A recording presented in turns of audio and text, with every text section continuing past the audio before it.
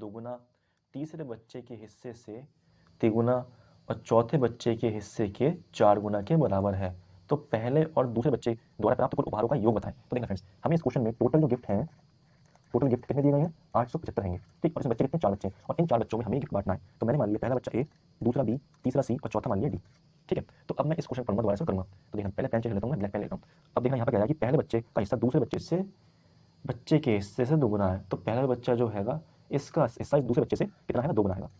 ठीक है, फिर आगे बोला है तीसरे बच्चे के हिस्से के 3 गुना है, और इसी पहले वाले बच्चे का हिस्सा इस तीसरे वाले बच्चे के हिस्से से 3 गुना है। फिर आगे बोला गया चौथे वाले बच्चे के हिस्से का 4 गुना है। तो ऐसे ही इस पहले वाले का हिस्सा चौथे वाले के हिस्से के 4 गुना है। ठीक, तो मुझे अब जो चौथा बच्चा है इसकी ऐसी वैल्यू करनी पड़ेगी जो यहाँ पे मैं रखूँ और सारा रेशियो सही से बन जाए। तो मैंने मान लिया कि डी जो है इसे मेरे 3 गिफ्ट रेशियो में। ठीक, जब 3 गिफ्ट मिले हैं तो जो ए हैगा वो इसका कितना है? 4 गुना है डी का। तो इस 3 में करूँगा 4 गुना, तो ये आ ए, तो 3 चौक हो जाएगा 12। तो इसका आगे 12। अब मुझसे बोला गया जो सी का हिस्सा जो हैगा, सॉरी जो ए का हिस्सा जो हैगा वो सी से 3 गुना हैगा। तो अब बताओ यहाँ पे ऐसा क्या नंबर रखूँ इसके बारे में? 12 3 बार में आता है, तो वो एक ही टेबल हैगा, 4 का टेबल होता है, 4 3 जा 12, तो ये जाएगा 12। ऐसे ही यहाँ पे मेरे से बोला गया है कि ए जो है बी का दुगना हैगा, तो ये 12 जो हैगा किसके बारे में? 2 बार में आता है, 6 के बारे में आता है। तो मेरा बन जाएगा ये रेशियो। ठीक, आप इसको एक बार देखना तो आपको अच्छे समझ में आएगा। अब मुझसे कह रहा है टोटल कितने आएंगे? 875, लेकिन रेशियो जो आया ए बी सी डी का वो आया 12 6 4 3। तो जब मैं इनको प्लस करूंगा तो कितना मेरे पास? 12 और 6 18, 18 22 22 और 3 जाएगा 25। तो यहाँ से टोटल आ रहा है मेरे पास 25। तो ये टोटल दोनों बराबर किसके में? 875 के। जब मैं 25 से भाग करूंगा 875 को तो मेरे पास आएगा यहाँ पे 35। ठीक, क्योंकि अभी 25 जो है 35 टाइम ज़्यादा है। तो मुझसे पूछा क्या?